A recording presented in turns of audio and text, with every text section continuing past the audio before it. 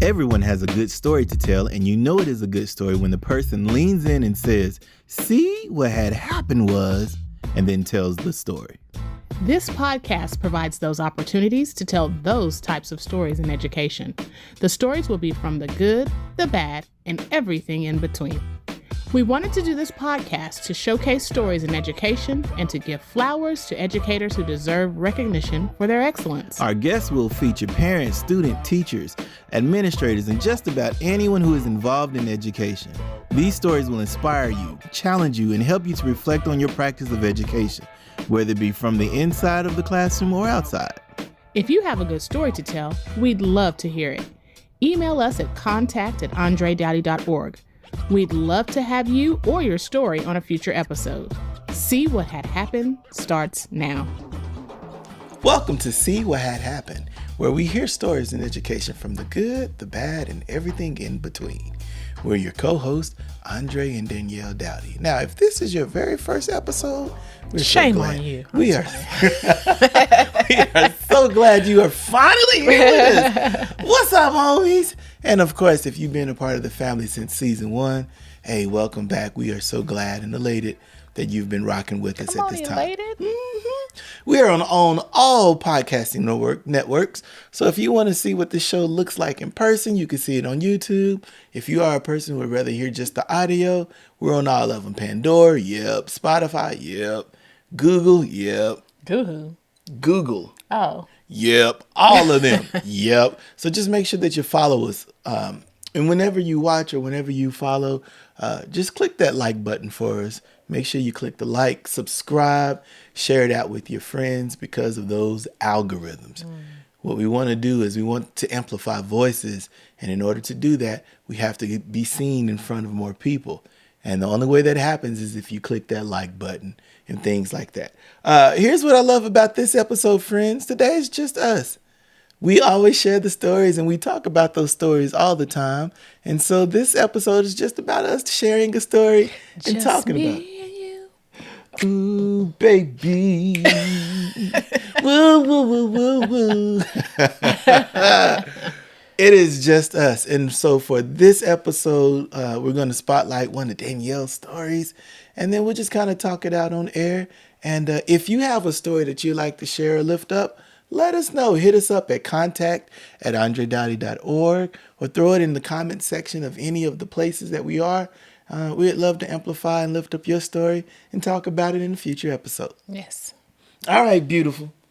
Here we go. Let's set up this story. Is this you as a student? Is this you as a teacher? Well, set the story up for us. D, all of the above. Okay. Because I am forever a student. No, this story is from me and my last year as a classroom teacher. Okay, so, you inspire me. You always inspire me. To dream big. Dream those big dreams.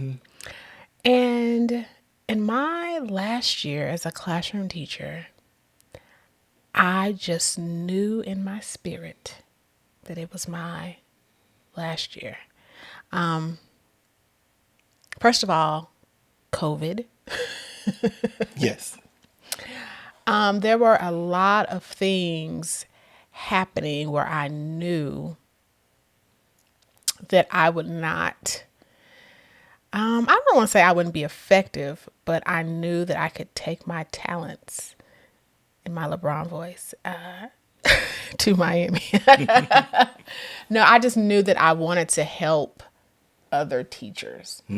And that last year, my spirit wasn't easy. I had a running joke with my teammates, every time something happened during that COVID year, I'm like, okay, now I'm 86% sure I'm leaving. You start quantifying it with numbers? Yes. Oh, I've made it up to this 90. Listen, it was just a lot going on. Okay. So I knew again that it was my last year. However, I had no idea where I was going. All right. So there's your setup right there. What had happened, baby? See, what had happened was Mm-hmm.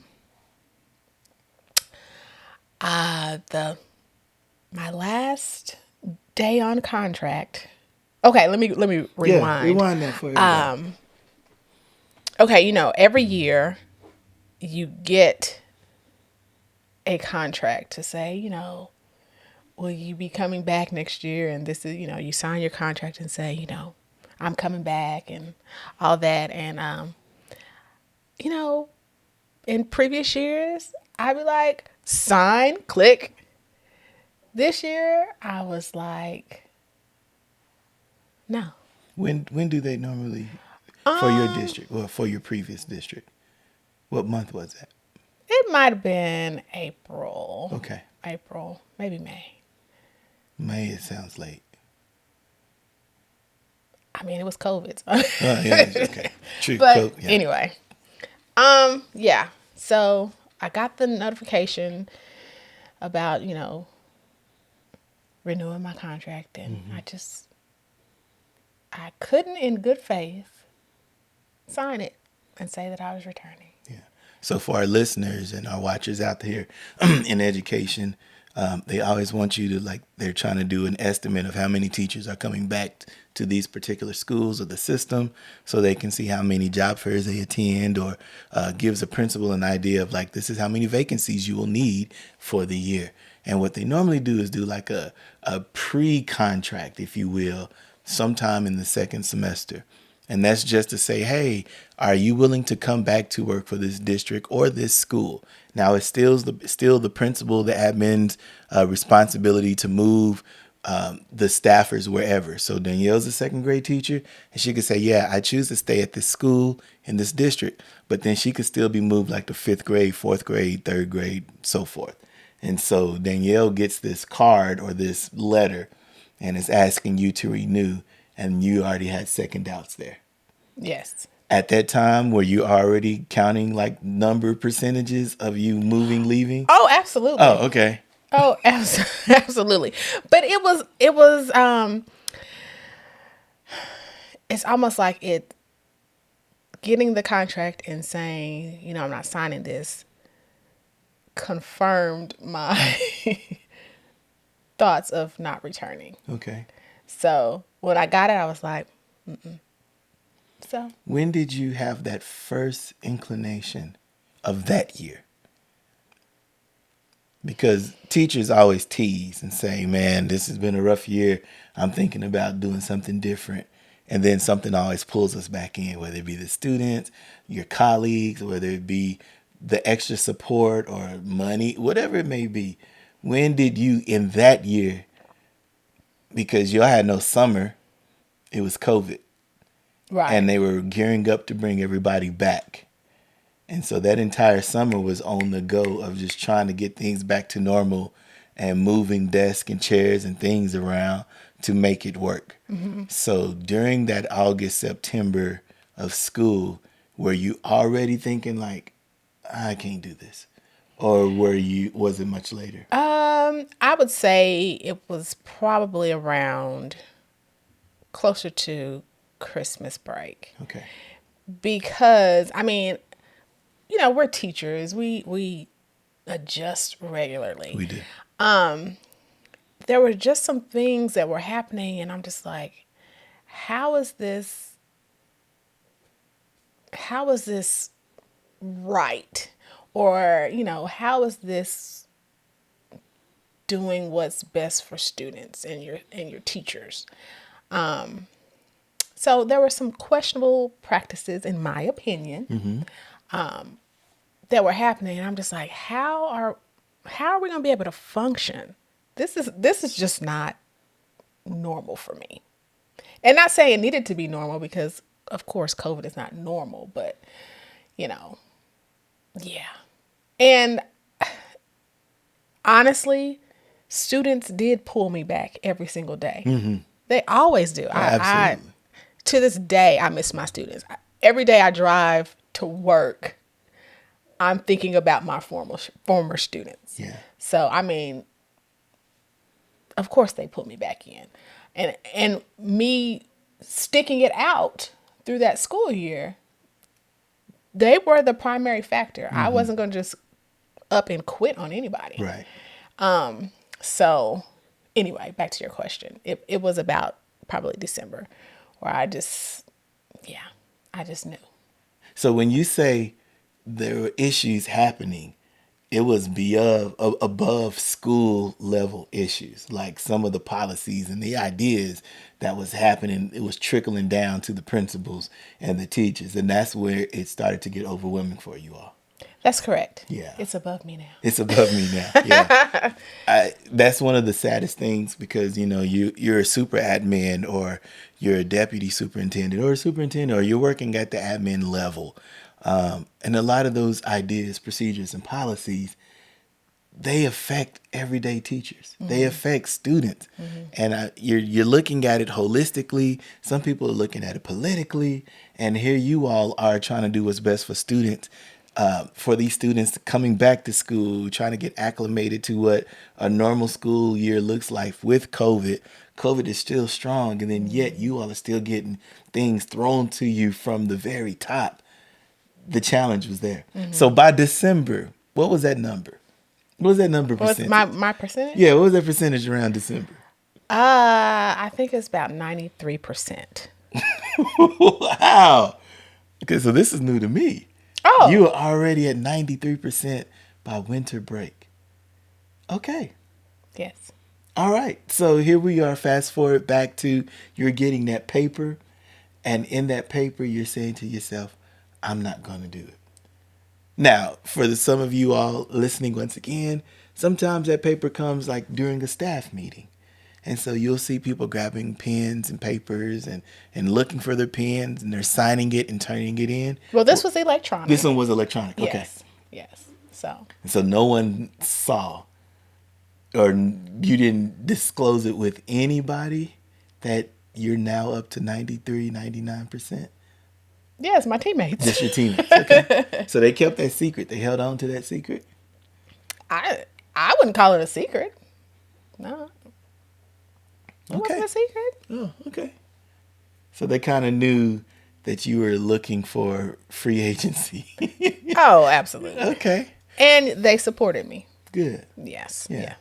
Good people. Yeah. So, yeah. So, last day of school. Okay. Before the last day of school, when your room flooded. Oh, that's right. That probably bumped it up to 95%. Okay, I was going to ask that. Yeah. Yeah, we did a vlog about that. Yes. We got the phone call that her classroom had flooded due to some weather incident, and then the weather prompted a pipe to burst. Mm-hmm. And so you were already at the breaking point, and that was even more of a break. Okay, the pipe bursting was not the breaking point. It was almost like it was confirmation. Oh. Because I didn't even get to return to that classroom for the rest of the school year. So that happened in December. That happened over Christmas break. Did it? Yeah. Okay. That happened over Christmas break. So for the rest of the school year, I was not in that classroom. Yeah. So it was almost like it was confirmation. Okay, well, this means that you can start moving some of your stuff, Yeah. Hey, God's plan. God's plan. Mm-hmm. Okay. Last day of school. Fast forward there. Last day of school. You're hugging all of your classmates. You're hugging all of your students. They're saying, "See you later, Mrs. Doughty." You're hugging your teammates. How did those emotions feel? Because in your head, you knew then that you were not returning. I did know that I was not returning. Here is the emotional part for me. This is where it was. I sent a letter to my parents, my students' parents, telling them that, I'm not returning, I'm seeking other endeavors. It was that coupled with telling my current classroom that, you may not see Mrs. Doughty next year. that was emotional for me. And the response that I got from parents, it was just like so overwhelming in a good way. It was just encouraging, lots of love, lots of support. You're a good teacher, Mrs. Daddy. We're gonna miss you. Haskell. Oh, sorry. This school is not going to, be the same without you. That type of deal, and that was so emotional for me. I was like, "Am I doing the right thing?" Yes. When you take that big leap, oh, those emotions always hit. So fast forward now that last day of school, you've got all your stuff gone. You've packed up all of your belongings. You sold all of your belongings. When did it hit that I'm not coming back? I knew when I got in my car. We used like a GroupMe app, and I typed like a long thank you, you know, all that to the GroupMe chat, and then I put my car in reverse, and I got to the stoplight, and I was like, "Wow, this is it." Yeah. The book chapter closed. Right then. Yes, that's when it hit me. Yeah. Yeah. And so fast forward all of that during the summer. What was something that you were wanting to do? What was the next goal that you wanted to accomplish? I knew that I wanted to help teachers. I was like, I not to toot my own horn. I'm like, I'm pretty good at what I do, and I wanted to help teachers improve their practice.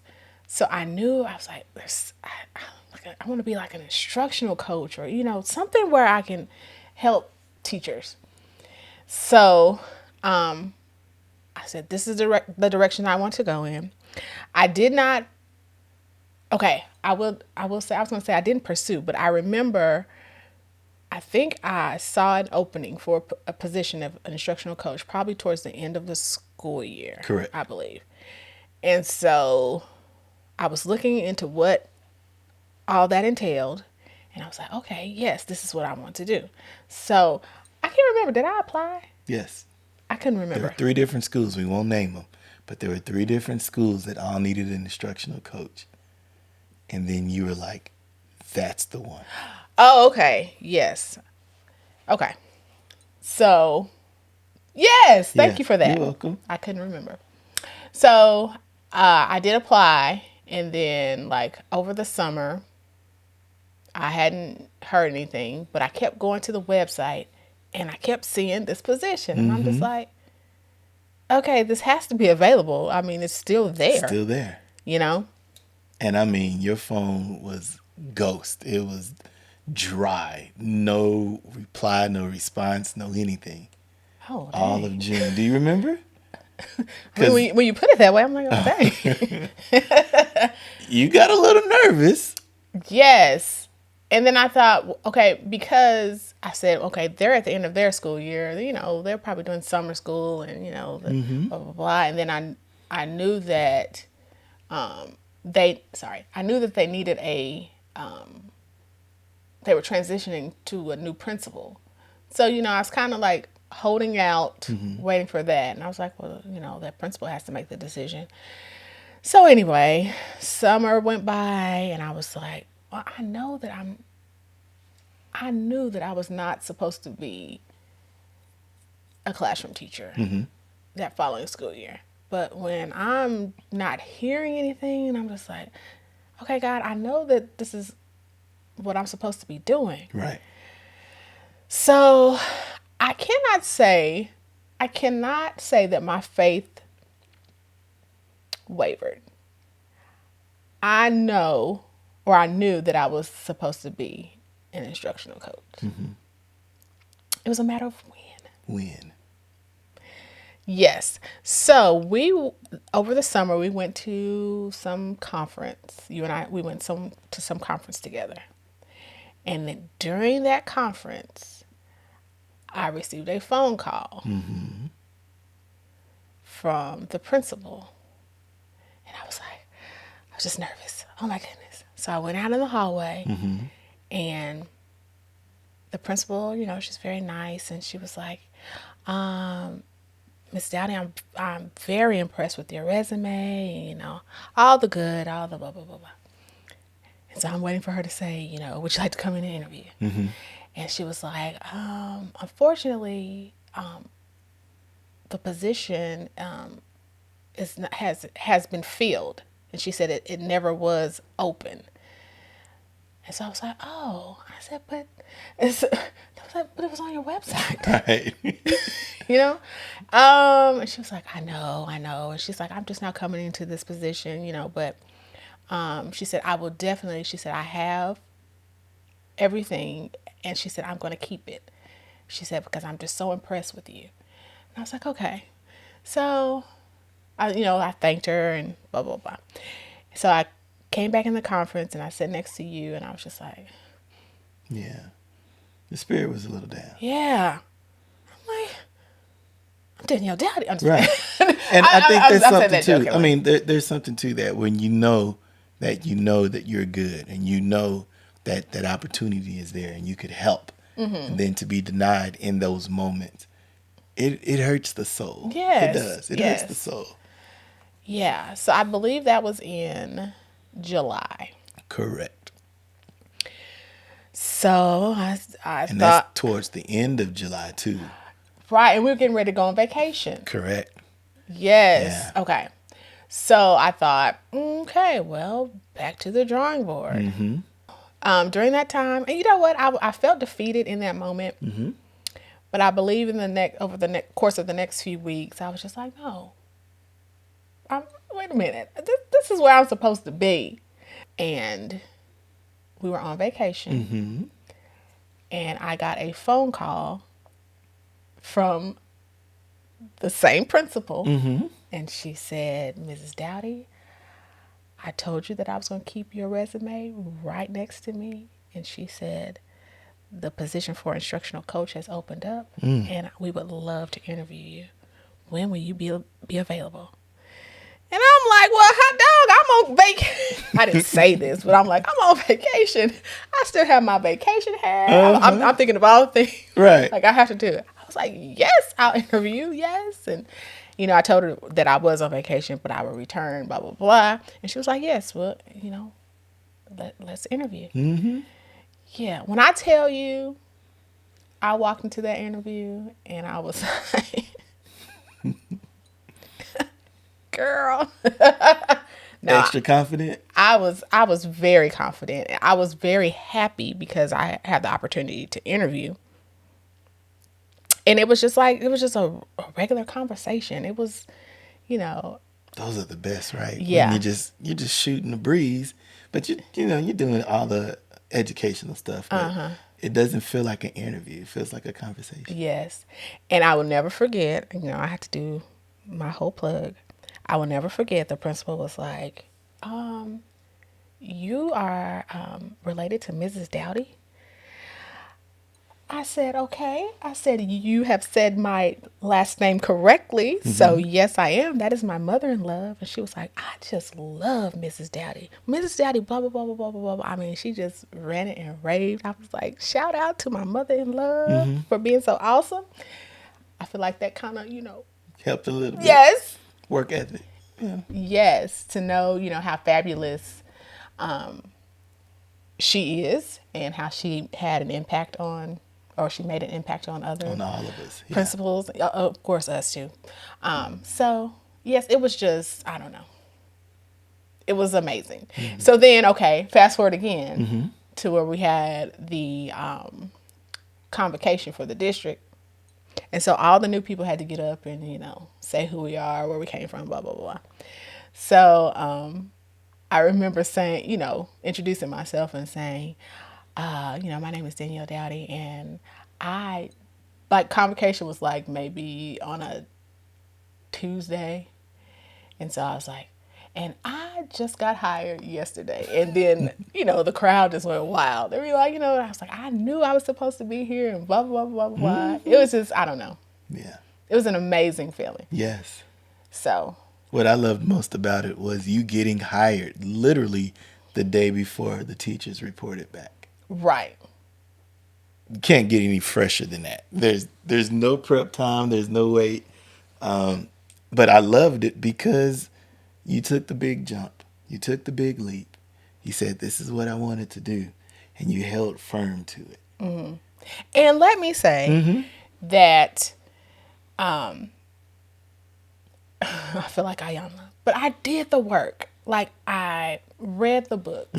I listened to the podcast. Like, all of those things prepared me for that moment. And I just feel like I rocked that thing. Yeah. It reminds me, I say it all the time, lose yourself, Eminem. You better lose yourself in the music. The moment you own it, you better never let it go. You only get one shot.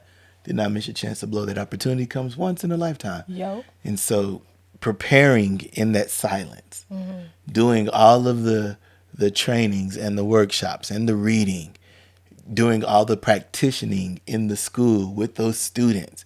When adversity came, instead of you complaining about it, you just adjust it. When your room floods, instead of complaining about it, you had us up there at your school and we switched rooms in less than 2 hours and we were ready to rock and roll. When you had all of these adversities hit you in the face with COVID, with students behind, with students needing to get caught up, with students not able to differentiate with the technology, it's like you adjusted, and all of that was preparing you for the end of the year, being able to speak to the different teachers and to communicate effectively to the parents of this is what it looks like, this is how it looks, this is why we're doing it. All of that was preparing you to this moment. And now what are you doing? Now I am doing what I envisioned. What's I that? am an instructional data coach. And I am doing what? Helping teachers improve their practice. And I love every minute of it. Every minute of it. Yes. It reminds me of your first year teaching, and you would come home giddy and excited and not green, the color, but inexperienced. And we would say, give me one good thing about your day. And your eyes would brighten up and like, today we learned about, and you're so excited.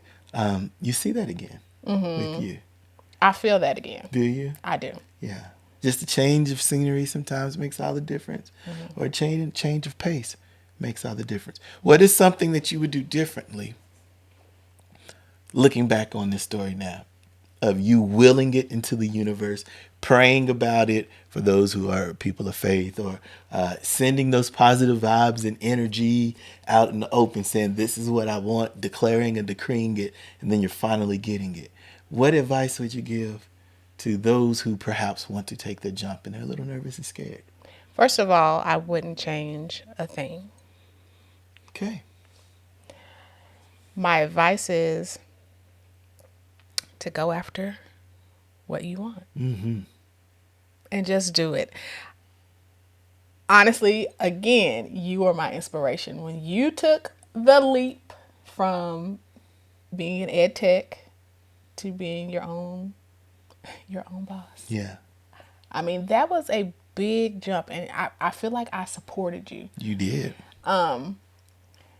So the nerves that you felt, everything that comes along with it, I took it in, and I used that as a marker, if you will, for this experience. So, again, I just wouldn't change anything. Yeah. What advice would you give others who are thinking about taking that leap? I know you said go ahead and do it. Do they just say, okay, I'm going to do it? Or what other? Well, I feel like you have to have a plan. I mean, you just don't just jump off. I like to listen to our experience at the our last vacation. Say more. When I jumped off the platform. Hey, watch that blog. Yeah. But I did not just say, you know what? Okay, I made up in my mind that I was going to jump off of it. You did. However, let's rewind the film and see how long it took for me to jump off. Because in that time frame, I was coming up with a plan. Because I was like, okay, what if this happens? What if this happens? But then down in the water was this guy. So I feel like he was the target, and I knew that I was going to jump off that platform. And when I did it, oh my gosh, the feeling that came over my body, it was euphoric. Yeah. So I liken transitioning into a new position to that. So you have a plan and you're working that plan, but you know what the destination is, that you are going to take this leap. But you have some things planned out before you take the leap, and you know how you're going to go down that road to take that leap. Yeah. And make sure that you have a support system there when you take the leap. There are so many times that you feel alone, and having that support system right there helps you when you feel like you failed, or helps when you feel alone. That leap is so scary, but it's so meaningful when you actually take it, because then you can look back at it and say, I did that. And I think, to me, that's the most important part that I saw after you jumped off of that cliff. It was a 13-foot cliff, and Danielle cannot swim. Nope. And we both had on life vests, and she finally took that jump. Oh, let's just go. Let's visit that. Okay. I cannot swim. Yes. This guy can swim, and he had on the life vest. I was too. saying we, because we were being... No, what I'm saying is, I'm saying you are that support system. Yeah. You're like, you jump, I jump. Now, I knew that you could swim. I'm like, why does he have on his life vest? But he's like, I am supporting my wife. Yes. And I am modeling for her. Thank you, baby. And once when you took that leap, if, like you said, euphoria, I did this. And that's all she said when she came out. She's like, I did this. And I was like, yes, you did, woman. You are all that in a bag of chips and, all that good stuff. She's like, I did it. And then we looked back at the cliff, and she was like, I did that. And I was like, yes, you did. I think it's the same way here. We all have dreams. And there are so many people who don't dream big because they're scared to fail, or they're scared for whatever reasons. And I love that you dreamed big, and you went after it. You had your plan. You had a backup plan. And then you said, that's the goal that I want to do. And now we can look back on this, months later. So you did that. Some of the best educators in the world are people you've never heard of. They may not be on TV or get the National Teacher of the Year awards, but we want to give those teachers their flowers today. We know the sacrifice and the heavy lifting these educators go through daily. With that said, we present Sprout Outs. And Sprout Out, since we're going to do some Sprout Outs. Sprout Out to my former principal, Dana Hamilton, taking a chance on me, and she is still supporting me.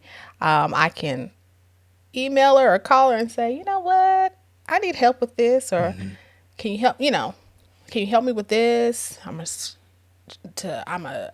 throw this idea by you, and she always responds in her sweet, kind way. And also spread out to my former colleagues. Same thing. If I email and say, do you have this, or can I come see this? They're like, yes. Yeah. I'm always going to have love for Miss Dana Hamilton. For those who don't know, when both kids were really, really small, and we went to a school called Steed Elementary. She was a principal there. And Danielle was thinking about at that time to becoming a teacher. She's like, I'm thinking about being a teacher. So she went up there to volunteer at first, then became a tutor up there. And that's when she really got serious. Like, I think I really want to be a teacher. And Dana Hamilton said, as soon as you get your degree and that certification, you've got a job with me. And she was true to her word. Yes. And so I'm very loyal to people who are really true to the word and taking out And so, hey, if she say right now, hey, Andre, can you help? Absolutely. Let's go. What day, when we going? So shout out to Dana Hamilton and that second grade staff. They were really funny too. I loved, yeah. They are. Well, the times that I got to interact with them. Yes. Yeah. Good They were people. always welcoming and loving, and they let me teach with their second grade students. Oh, you can't beat that. Subtraction out. Yeah. So spread out to all of you all. Yes. We believe when one wins, We all win. And of course, we want to help everyone win here. You can follow Danielle on her socials. You see it right there at the bottom. You can follow me on the socials as well. You can see it at the bottom. If you want Danielle to help you with as an instructional coach, follow her. She will help you with some of those things. If you have some tips and tricks for us as well, we're open to it. Follow us, let us know, throw it in the DMs. We would love to converse and talk about that as well. If you have a story that you'd like to share, by all means, share that story with us on the social. We'll lift it up on a future episode and we'll discuss it as well. We've reached the end of another episode of See What Had Happened. Once again, connect with us on YouTube if you want to watch it, or if you want to listen to the audio versions on all of the podcast platforms. For any of the previous episodes, we're in season 2, and we really, truly appreciate you all going on this journey with us. Hey, don't forget to like and subscribe. And don't forget to join us on the next episode of See What Had Happened. Bye. This podcast is a proud member of the Teach Better Podcast Network. Better today, better tomorrow, and the podcast to get you there. You can find out more at teachbetter.com/podcast.